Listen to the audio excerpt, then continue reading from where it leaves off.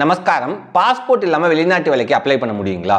அப்படியே அப்ளை பண்ணுறோன்னே வச்சுக்கோங்க. இன்டர்வியூவில் செலக்ட் ஆகி ஆஃபர் லெட்டரும் வாங்க முடியுமா பாஸ்போர்ட்டே இல்லாமல் அப்படின்னு கேட்டால் எல்லாத்தோட பதிலும் முடியாது அப்படிங்கிறதா தான் இருக்கும். தப்பு கிடையாது. ஆனால் முடியும். அம்பாள் அருள் இருந்தால் இது எல்லாமே முடியும். அம்பாள் அருளால் எப்படின்னு கேட்குறீங்களா? இது எல்லாமே என் வாழ்க்கையில் நடந்துச்சு.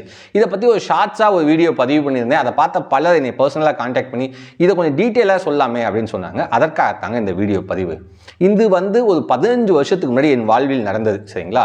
அப்போ நாங்கள் வீடு கட்டிட்டு இருந்தோம். எனக்கு தெரிஞ்ச ஒரு அண்ணன், தெரிஞ்சுன்னா பர்சனலாக தெரிஞ்சில்லைங்க, சோஷியல் மீடியாவில் பழக்கமான அண்ணன், நான் நேரிலேயே பார்த்ததில்லை. அவர்கிட்ட நான் சேட் பண்ணிட்டு இருக்கும் பொழுது, அண்ணன் வெளிநாட்டுக்கு வேலைக்கு போகலான்னு இருக்கேனே அப்படின்னு. உடனே அவர், தம்பி அங்கங்கே காசு கொடுத்து ஏமாந்துடாத, நான் சொல்கிறேன் அப்படின்னாரு. ஓகே அப்படின்ட்டேன். அதுக்கப்புறம் நான் ஒரு நைட் ஷிஃப்ட்டுக்கு பஸ்ஸுக்கு வெயிட் பண்ணிட்டு இருந்தேன். திடீர்னு அவர் ஃபோன் பண்ணி, நாளைக்கு உனக்கு சென்னையில் இன்டர்வியூ இருக்குடா, வரியா அப்படின்னாரு. அண்ணே, நான் நைட் ஷிஃப்ட்டுக்கு பஸ்ஸில் வெயிட் பண்ணிட்டு இருக்கேன், நான் எப்படி வர முடியும் அப்படின்னு. சரிடா அப்படின்னு விட்டாரு. நானும் பஸ் ஏறி வேலைக்கு போயிட்டேன். அப்படியே காலங்கள் உருண்டோடுது. ஒரு 1.5-2 வருஷம்னு வச்சுக்கோங்களேன், உருண்டோடுது. அதுக்கு நடுவு நாங்கள் பேசுவோம், சேட் பண்ணுவோம், எல்லாம் பண்ணுவோம். ஒரு 2 வருஷம் கழிச்சு அப்புறம் வீடு கட்டி முடிச்சாச்சு. சரிங்களா? எனக்கு ஃபோன் பண்ணி, தம்பி இன்டர்வியூ ஒன்று வந்துருக்குடா வெளிநாட்டு வேலைக்கு, போதியா அப்படின்னாரு. போகலாமேனே அப்படின்னேன். என்கிட்ட இப்போயும் பாஸ்போர்ட் இல்லைங்க, நல்லா புரிஞ்சுக்கங்க. உடனே டீட்டெயில்ஸ்லாம் அனுப்பிச்சாரு. நான் என்னோட ரெஸ்யூம் மற்ற விஷயங்கள் எல்லாத்தையுமே ஃபார்வர்ட் பண்ணேன். அவங்க சொன்னாங்க, ஓகே நீங்கள் வாங்க அப்படின்னு சொல்லி என்னென்ன டாக்குமெண்ட் எடுத்துகிட்டு வரணும்னு சொன்னாங்க. அதில் பாஸ்போர்ட்டும் இருந்துச்சு. பாஸ்போர்ட்டையும் மென்ஷன் பண்ணாங்க. ஒரிஜினல் பாஸ்போர்ட், ஒரிஜினல் சர்டிஃபிகேட்ஸ்லாம் எடுத்துகிட்டு வாங்கினாங்க. ஓகேன்னு மெயில் பண்ணிட்டேன்.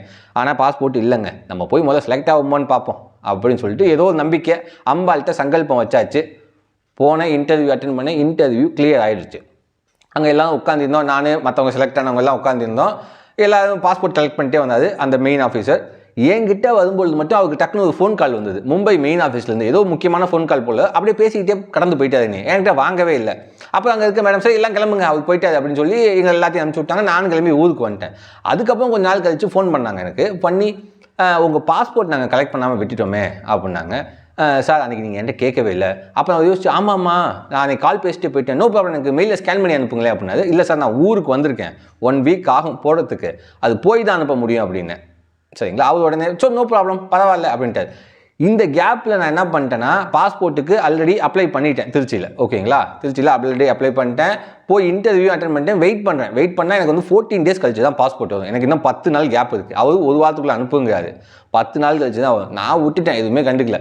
12 நாள் கழிச்சு தான் என் கைக்கு பாஸ்போர்ட் வருது. வந்ததுக்கப்புறம் ஸ்கேன் பண்ணி அனுப்புகிறேன். அவங்களும் ஓகேன்ட்டாங்க. என் ஆஃபர் லெட்டருக்கும் என் பாஸ்போர்ட் எனக்கு இஷ்யூ ஆன டேட்டுக்கும் பார்த்தீங்கன்னா சம்மந்தமே இருக்காது. ஆஃபர் லெட்டர் முன்னாடியே வந்துருச்சு. சரிங்களா? ஆஃபர் லெட்டர் நீங்கள் செலக்டடு, உங்கள் இந்த மாதிரி எல்லாமே ஓகே அப்படின்னு சொல்லி கம்பெனி யூஎஸ்லேருந்து எனக்கு offer letter, original offer letter கைக்கு வந்துருச்சு மெயில் மூலியம். மெயில்னால் நான் இமெயில் மட்டும் சொல்லுங்கள், எங்கள் வீட்டுக்கு. சரிங்களா? அப்போ அந்த காலகட்டத்தில் எங்கள் கம்பெனி அனுப்பும் வீட்டுக்கு. இப்போல்லாம் அனுப்புறதில்ல, இப்போல்லாம் மெயிலில் தான் அனுப்புவாங்க. அந்த ஒரிஜினல் ஆஃபர் லெட்டர்ஸ் வந்துடுது. ஸோ ஒரிஜினல் ஆஃபர் லெட்டரே வச்சுருக்கேன். ஆனால் பார்த்தீங்கன்னா எனக்கு பாஸ்போர்ட் டேட்டும் எதுவும் வித்தியாசமாக இருக்கும். ஒரு நாள் அந்த கம்பெனிக்கு எல்லாம் மெடிக்கல்ஸ் எல்லாம் முடிச்சு விசா இன்டர்வியூலாம் கிளியர் பண்ணி சும்மா கடைசி ஓரியன்டேஷன் அன்றைக்கி போகிறேன். அன்றைக்கி அவர் தனியாக கூப்பிட்டு பேசுகிறார். ஆனால் உனக்கு தைரியம்ப்பா அப்படின்னாரு. எனக்கு உண்மையிலுமே அப்போ புரியல. ஏன் சார் அப்படின்னு. பாஸ்போர்ட்டே இல்லாமல் இன்டர்வியூ அட்டென்ட் பண்ணி கிளியர் பண்ணி அதுக்கப்புறம் அப்ளை பண்ணி வாங்கியிருக்கப்பாரு. உன் அப்ளிகேஷன் ஆக்சுவலி ரிஜெக்ட் ஆக வேண்டியது. யார் செஞ்ச புண்ணியம்னு தெரியல. உன் அப்ளிகேஷன் யாருக்கிட்டையுமே ரிஜெக்ட் ஆகாமல் கடைசியாக யூஎஸ் ஆஃபீஸ் வரைக்கும் ரிஜெக்ட் ஆகாமல் வந்துச்சு. எப்படின்னு எனக்கும் தெரியல. நானும் ரிஜெக்ட் ஆகும் தான் நினச்சேன். ஆனால் உன் அப்ளிகேஷன் கடைசி வரைக்கும் ரிஜெக்ட் ஆகலை. யாருமே உன் அப்ளிகேஷன் ரிஜெக்ட் பண்ணல அப்படின்னாங்க. இது ஒன்றுங்க.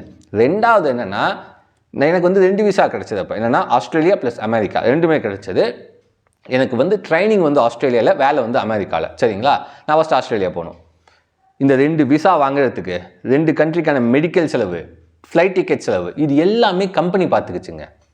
எங்கள் வீட்டில் கூட பயந்துட்டாங்க. ஏதோ ஒரு இடத்துல நீ காசு 4 லட்சம் 5 லட்சம் கொடுத்து ஏமாந்துடாத அப்படி இப்படின்லாம் பயந்துட்டாங்க வீட்டில். ஏன்னா நிறைய பேர் ஏமாந்த கதையெல்லாம் அவங்க கேள்விப்பட்டிருக்காங்க. வெளிநாட்டுக்கு வேலைக்கு லட்சங்களில் சம்பளம் அப்படின்லாம் கவர்ச்சியான விளம்பரத்தை நம்பி நிறைய பேர் காசு கொடுத்து ஏமாந்த கதையெல்லாம் எங்கள் வீட்டில் கேள்விப்பட்டிருக்காங்க. அதெல்லாம் எங்கள் வீட்டில் பயந்துக்கிட்டாங்க. நான் ஒரு 2 இன்டர்வியூ அட்டென்ட் பண்ணி கிளியர் பண்ணதுக்கப்புறம் எங்கள் வீட்டில் யோசிக்கிறாங்க, காசு கேட்கலையா, காசு கேட்காம எப்படி உன்னை வெளிநாட்டுக்கு கூட்டு போவாங்க, இன்னும் ஃப்ளைட் டிக்கெட் கூட கேட்கலையா, அப்படி இப்படிங்கிறாங்க. எதையுமே என்கிட்ட கேட்கல கடைசி வரைக்கும். சரிங்களா? ஸோ இப்படி நகர்ந்துகிட்டு இருக்கு. எல்லாம் முடிஞ்சு எனக்கு மிஞ்சி போனால் அதிகபட்சம் போனால் ஒரு 3000லேருந்து 5000 ரூபா செலவாயிருக்கலாம். அது கூட என்னென்னா, நானும் என் ஃப்ரெண்டும் சென்னைக்கு போன பஸ் டிக்கெட்டு, சாப்பிட்ட செலவு, இந்த ஜெராக்ஸ் எடுத்த செலவு, colour xerox, print out, scan, இந்த மாதிரியான செலவுகள் தானே தவிர மற்றபடி எனக்கு செலவெல்லாம் ஆகலைங்க. எல்லா செலவுமே கம்பெனி பார்த்துச்சு. 1 ரூபா கூட நான் கொடுத்தேன். எல்லாம் கம்பெனி பார்த்துச்சு. அவங்க லட்சக்கணக்கில் கேட்டிருந்தாங்கன்னு வச்சுக்கலாம். என்கிட்ட கொடுக்க பணம் இல்லை. உண்மையாலுமே ஒரு 5 லட்சம் ஆகுங்க. கட்டினா தான் போக முடியும்னா உண்மையிலுமே அந்த சமயத்தில் என்கிட்ட காசு கிடையாது. ஏன்னா வீடு கட்டியிருந்தோம், அந்த வீட்டுக்கு லோன் இருந்தது. ஸோ என்னால் காசு கட்டியிருக்க முடியாது, நான் வேண்டான்தான் விட்டுருப்பேன். ஆனால் எந்த செலவுமே கேட்காம என்னை பிஸ்னஸ் கிளாஸில் அம்பாள் அனுப்பிச்சி வச்சாங்க. நான் வச்சது ஒரே ஒரு சங்கல்பம், எனக்கு இந்த வேலை எப்படியாவது கிடைக்கணும். இதை விட ஒரு ஃபன் ஃபேக்ட் சொன்னால் நீங்கள் யாருமே நம்ப மாட்டீங்க. ஒரு 10-15 வருஷத்துக்கு முன்னாடி போய் எங்கள் அம்மா கிட்டலாம் உங்கள் பையன் வெளிநாடு வேலைக்கு போகாதாமே அப்படின்ற மாதிரி ட்ரை பண்ணிட்டு இருக்கா அப்படின்னா எங்கள் வீட்டில் நம்பவே மாட்டாங்க. அவெல்லாம் தமிழ்நாடு தாண்டி எங்கேயுமே போக மாட்டாங்க, அதனால தான் பாஸ்போர்ட்டே எடுக்காமல் இருக்கான். ஃபேக்ட் அதுதான். நமக்கு இந்த வெளிநாட்டில் உண்மையிலுமே பிடிக்கலன்னு வச்சிங்களேன், பிடிக்கலன்னு சொல்லிட்டு தான் போய் இத்தனை வருஷம் இருந்தீங்களா அப்படின்னு நீங்கள் கேட்கலாம். பதில் சொல்கிறேன், பிடிக்கல, அதனாலே பாஸ்போர்ட் எடுக்காமே வச்சுருந்தேன். நான் எங்கே போகிறேன் அப்படின்ட்டு எடுக்கவே இல்லைங்க, எடுக்கவே இல்லை, அப்படியே விட்டுட்டேன்.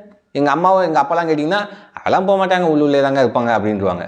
ஒரு நாள் ஃபஸ்ட் இன்டர்வியூக்கு நான் வீட்டிலேயே சொல்லலை, நான் சென்னை போகிறேன் ஃப்ரெண்டை பார்க்க அப்படின்னு சொல்லிட்டு போய் இன்டர்வியூ அட்டென்ட் பண்ணிட்டு வரேன். வீட்டில் அம்மா கிச்சனில் இருக்காங்க. அம்மாட்ட சொல்கிறேன், அம்மா இந்த மாதிரி நான் வெளிநாடு வேலைக்கு போகலான்னு இருக்கேன். சும்மா கதை சொல்லாத, சும்மா போய் பேசி விளையாடிட்டு இருக்காது அப்படிங்கிறாங்க. ஆனால் உண்மையாலுமே செலக்ட் ஆகிட்டேன், இன்டர்வியூக்கு போனேன் அப்படின்னு சொல்லி ஆஃபர் லெட்டர்லாம் காமிச்சு கேட்கும்போது எங்கள் அப்பாவுக்கும் எங்கள் சித்தப்பாவுக்குலாம் ஃபோன் பண்ணிட்டாங்க. எங்கள் அப்பா சித்தப்பா மாமா எல்லாம் ஊர்லேருந்து வந்து என்னப்பா இவங்க அம்மா என்னமோ சொல்கிறாங்கன்னு சொல்லி வீட்டில் எல்லாம் எக்ஸ்பிளைன் பண்ணி எங்கள் வீட்டிலலாம் சொல்ல மாட்டியா, இது எல்லாமே நடந்துச்சு. காரணம் என்னென்னா எங்கேயாவது பணம் கொடுத்து ஏமாற்றிடுவாங்களோ. ஏன்னா இப்போ நான் நிறைய இடங்களில் கதைகளை கேள்விப்படுறாங்க இல்லைங்களா, எங்கேயாவது 4 லட்சம் 5 லட்சம் கேட்டு இவன் எங்கேயாவது கடன் வாங்கி நம்மகிட்ட சொல்லாமல் கொடுத்து ஏமாந்துருவானுங்க பயம். கேட்டு எங்கள் அப்பா சித்தப்பா தான் கூடவே வந்தாங்க. ஏன்னா இப்போ இல்லைங்க, நான் சொல்லலாம் அப்போ இன்டர்வியூ நடக்கிறப்ப வந்தாங்க.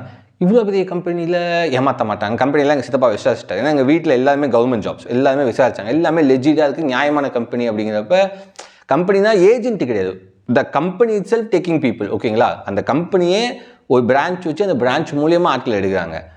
அதுவும் நான் போனது மேனேஜ்மெண்ட் கேட்டகரிங்கவும் எனக்கு எந்த செலவுமே கிடையாது, எதுவுமே கிடையாது.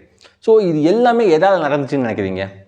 உங்கள் அதிர்ஷ்டங்க, உங்களுக்கு நல்ல நேரங்க, நீங்கள் என்ன வேணாலும் சொல்லிக்கலாம். அதுக்கு பேர் நான் சொல்லுவது என்னன்னா, இது எல்லாம் அம்பாள் அருள். சரிங்களா, நான் எதேச்சியாக ஒரு நாள் ஒரு அமெரிக்கா விளம்பரத்தை ஒரு சோஷியல் மீடியாவில் பார்த்தேங்க. போனால் நல்லா இருக்குமேன்னு சொல்லி ஃபேஸ்புக்கில் எனக்கு அந்த ஃப்ரெண்ட் அண்ணன் இருக்கார்ல, அந்த அண்ணன்ட்ட பேசினேன்.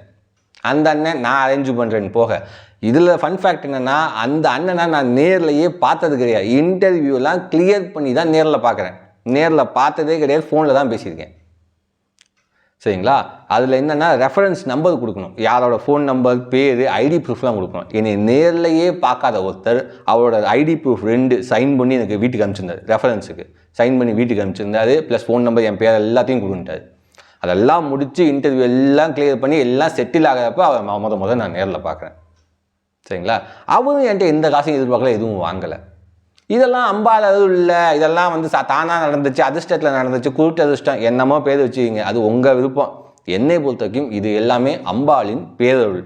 இன்றைக்கி நான் நல்லா இருக்கேன்னா எல்லாத்துக்கும் காரணம் அம்பாள் மட்டும்தான். அந்த பராசக்தியின் அருள் அனைவருக்கும் கிடைக்கட்டும். நன்றி, வணக்கம்.